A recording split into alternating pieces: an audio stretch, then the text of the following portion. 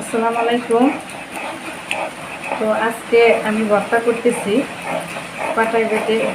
এটা হলো এখানে আছে কচুর পাতা, মুলুগি কচুর পাতা, আর মাছ, শুটকি মাছ, রসুন, পেঁয়াজ, লাল মরিচ এবং কাঁচামরিচ, এই কয়েক রকমের সব কিছু দিয়ে সেরে তারপরে ভর্তা করলাম। প্রথমে কচু পাতা, মুলুগি কচু পাতাটা সেদ্ধ করে নিয়েছি, তারপরে শুটকি মাছ, তারপর পেঁয়াজ মরিচ এগুলো তেলে যে ভাজছি। তো এর মধ্যে কালি জিরাটাও দিচ্ছি। কালি জিরাটা ওর সাথে তেলে ভেজে তারপর আবার সিদ্ধ করা কচু পাতা তেলের মধ্যে দিয়ে আবার ভেজে তারপরে পাটায় বাটলাম। তো এদিকে দেখেন কত বৃষ্টি হইতেছে। আজকের ভর্তা ভাত আবার একদম খিচুড়ি খাইতে খুবই মজা লাগবে।